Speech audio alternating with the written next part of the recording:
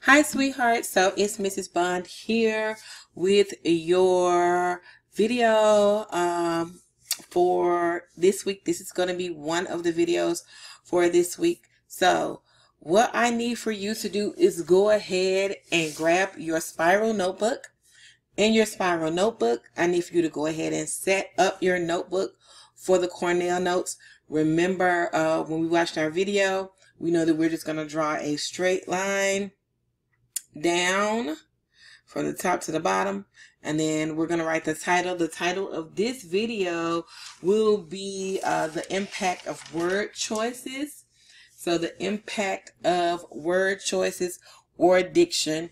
And then on the left side where your holes are, you know that you guys will grab like key ideas, vocabulary words, and essential questions. And in our big section, that is where we will be putting our notes, okay? So what I'm going to do is I'm going to tell you, hey, you need to write this down. But don't just rely on what I am saying. There may be something that you know you need to write down because you don't know it or you will forget it, okay? All right, so let's go ahead and let's move forward. Okay, so let's activate a little bit of prior knowledge here. What words make this comic strip humorous? Humorous means funny. So I'm going to go ahead and ask you to pause the video. I want you to read over it, and then I want you to just think about what make this comic strip humorous. Remember, it doesn't have to make you laugh, but it needs to have an air of funniness, because you know we all have our own opinions of what is funny and what is not funny. But we still have to look and think about other people. All right, sweethearts, you had an opportunity to pause the video and reflect on this comic strip. And as we see, we have the mother and the son here. And she's like, okay, turn the water on. No leaks, we fixed it. I feel so empowered. From now on, the two of us will do all the house repairs ourselves, right? Zip. He is gone. He's out of there, baby. All righty. So we know that authors craft text by specifically or intentionally selecting words or phrases. They structure things. We know that word, the structuring of sentences is called syntax, but they structure their sentences in a way to help us make meaning out of what they're saying and also to get their points across. Tone is the author's attitude, okay? And tone is conveyed by the author or the narrator's word choice and sentence structure. You need to make sure that you know that. You need to write down your definition of tone. I know that if we wrote it down in class, if you wrote that definition down in class, the tone is the author's attitude about a particular subject, that's fine, but we need to know how it is conveyed, and that's what we're going to talk about. We know that it is conveyed through diction, how he uses the words that he used or how she uses the words that she used, okay? For example, let's look at our example. We have quotations which let us know that there could be a conversation, and we see we have a tag. Tag is basically another word besides said to give us the verb of how someone is speaking. So with a clarifying verb of how someone is speaking. So our example says, I'm sorry, but we cannot afford to go on vacation this year, confessed mother. What a surprise, Tori remarked. What words stand out to you? Yes, confessed and remark, can't afford. Okay, so what adjectives could you list to describe a person's voice, like my voice? Like when I read, what a surprise. Would you say that I was being snarky, sarcastic, and so forth? If you found adjectives to describe my actual voice, this is the same concept that works when we are describing the tone of the text. whatever adjectives we can use to describe a real person's voice, we can use those same adjectives to describe the tone of the text, okay? All right.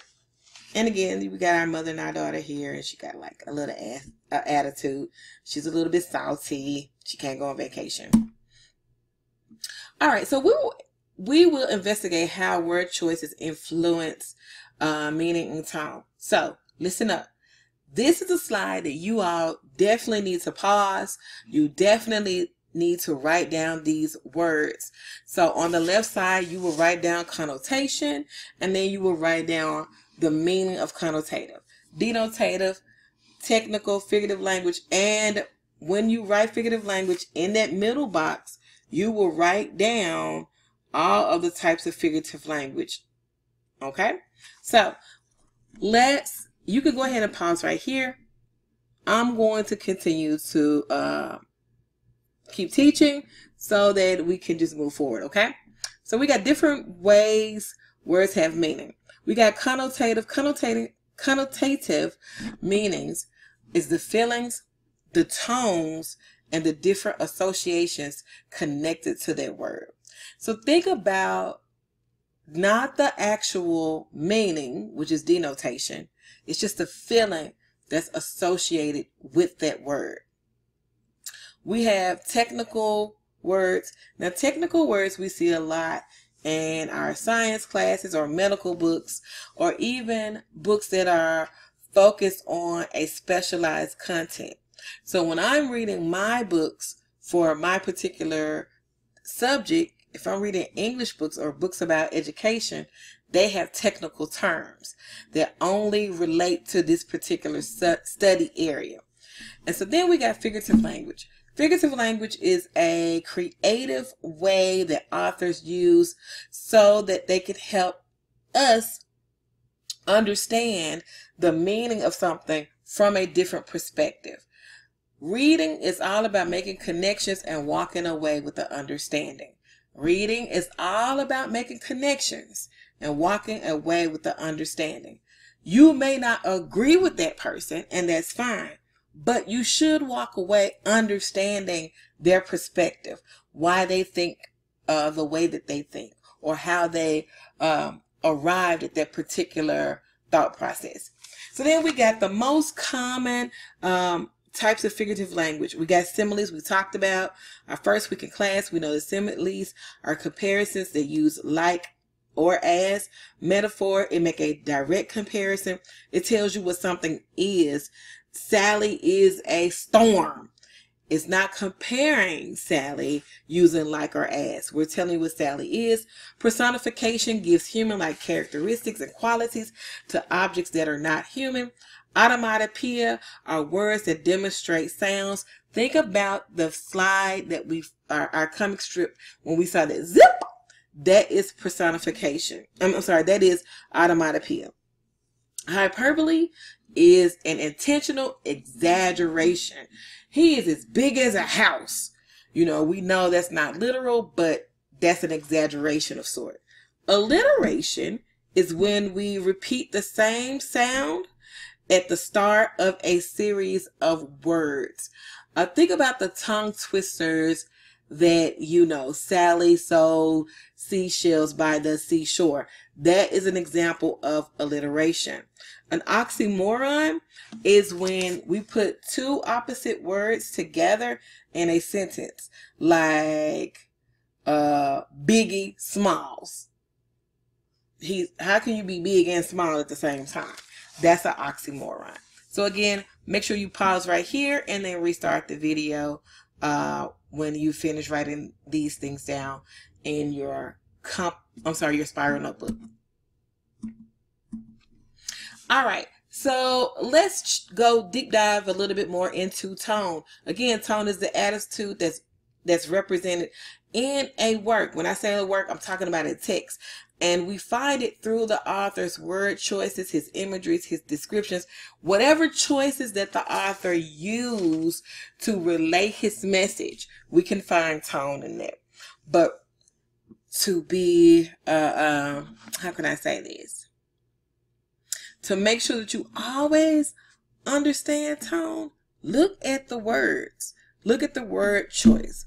Look at the imageries that he or she uses to get their message across. So let's investigate.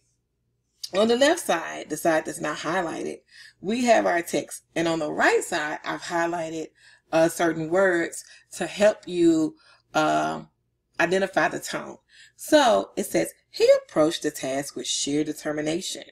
He had studied his plan carefully, spent hours preparing, and was sure of his approach. The hours he spent practicing were grueling and exhausting, but he was ready. This was the year he would win the pie eating contest at school. So we go to the right side, we have words like sheer determination, carefully, preparing, practicing, grueling, exhausting. We have all these words right here. And like, what is the tone of this particular passage? If you're determined, you're careful, you're preparing, you're practicing, grueling and exhausting. It sounds like you're what? You're driven. Very good if you said driven, or you're motivated. Yes. How do we know? Because we looked at these, the choices of word, the author's diction, sheer determination, preparing, practicing, exhausted. Yes, there are other words that he could have used, but with those words give us the same insights, or the same, what word am I looking for?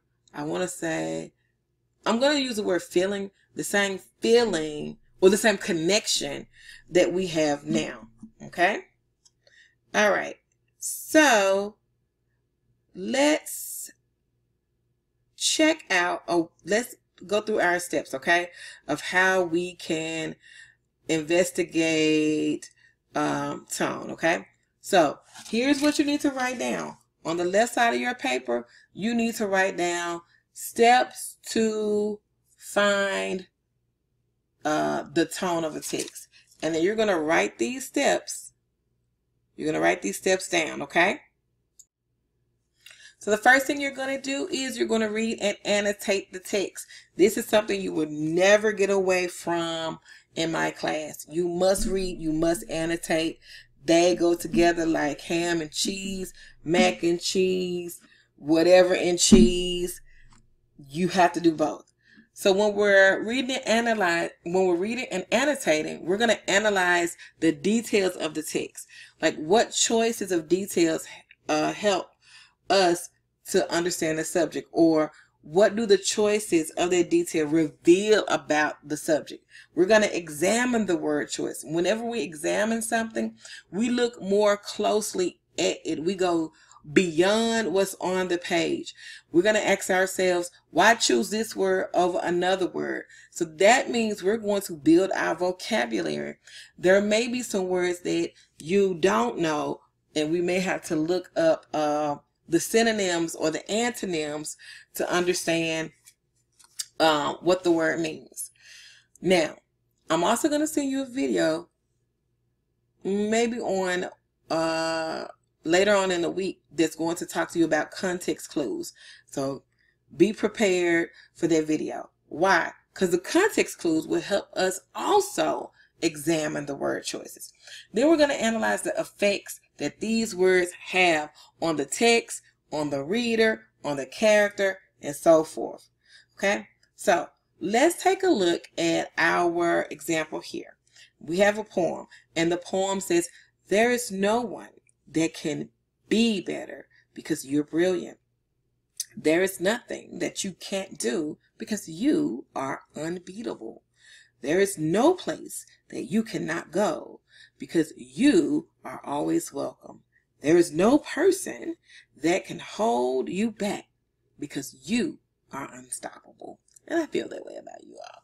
But if we were to look at the words and try to analyze the details, you know, and examine the words, we got better. We got words like brilliant, unbeatable, unstoppable. What is the tone of this word? This word. It's very positive, right? is very inspiring, right? Yes. So we know that because we look at the words and we're saying, you are brilliant, you are unbeatable. Okay. And we do have that repetition of you, and then followed behind that you, we have those positive words and encouraging words. And again, how do we find tone? We find tone by examining the author's word choice. He used brilliant, but he could have said you're smart. Which one has the stronger connotation, the stronger feeling, brilliant or smart? Brilliant does. If unbeatable has a strong connotation, a strong feeling when someone's you are unbeatable. So those are the things that will help us understand the author's tone. Okay, don't forget, at this point you should have your steps written down and you should have your terms written down. Okay, now let's go to mood. Tone and mood work together. Okay, so we're going to take the same paragraph that we read 2 slides ago, and we're going to examine the mood. You need to know that mood is the overall feeling of the story or the scene. We have sensory, imagery, we have vivid descriptions, and we have setting. All these things help us to understand the mood, and the mood affects me. Tone is the author or narrator. Mood is me. Mood is me. What's my mood? What's my vibe when I'm reading this? So we're going to take that same text and we're going to look at sensory imageries. If we don't have it, we're going to look at details about the settings. If we don't have it, we're going to look at vivid descriptions so that we can figure out the mood. What's the vibe of this passage? So again, on the left side, it's the text as is. On the right side, I've highlighted some things that we want us to focus. Because we've already read this text, we're going to focus on the right side. So he approached the task with sheer determination. He studied his plan carefully. He spent hours preparing and was sure of his approach. The hours he spent practicing were grueling and exhausting, but he was ready. This was the year he would win the pie eating contest at school. Boom, boom. We have something that lets us know about the setting. We don't really have sensory imagery. We don't have anything that taps into our 5 senses. We don't have vivid descriptions that paint a particular picture on our mind. But we do have something that's dealing with the setting. And so he wants to win a pie eating contest at school. Now, when we think about pie eating contests, that's kind of funny, right?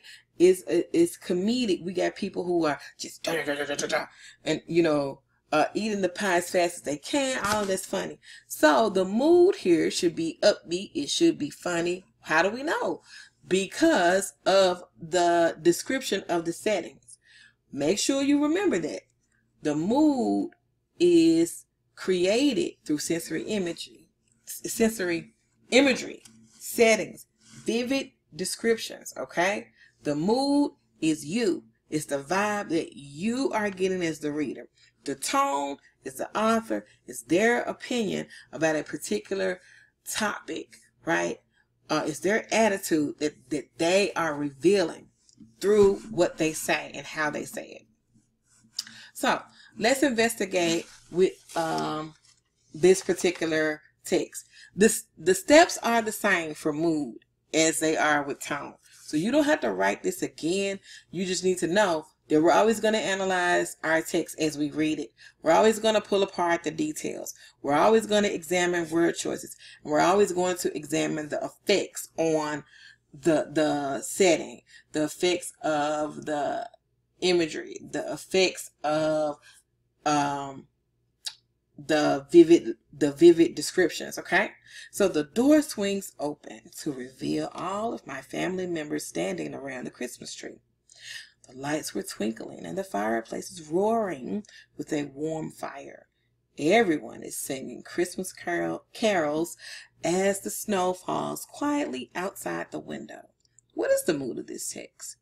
So we have words like what? Door swings open. Revealing my family. Reveal. Like, oh, think about a present. It's reveal. Lights are twinkling. Fireplace is roaring with a warm fire. Everyone is singing as the snow falls quietly outside the window.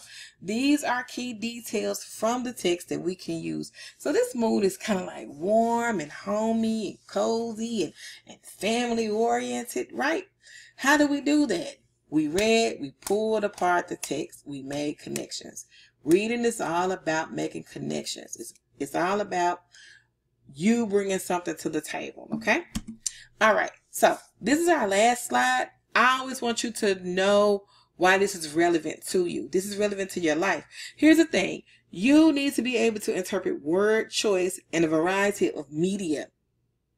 You need to be able to understand how the words are being used in order to limit a misunderstanding, and so that you can walk away with full comprehension of what is being said to you. For example, the formal or informal tone used by a boss in an email may affect the meaning of that message. Or what we do every day. When we text, a lot of times we misinterpret, misunderstand what is being said and how it's being said because of the word choice that the writer or you used, or when someone texts you, the words that they use. Mood is me. Mood is you. Okay? Tone is the author. So I want you to think about that, okay? And this is an example of questions that you may see on your test. You have a text, you need to pull it apart, and anytime you see author's attitude, you know we're asking you about tone. What is the tone, okay? All right, sweethearts, make sure you have this completed before you come to class. All right? All right, good night, darlings.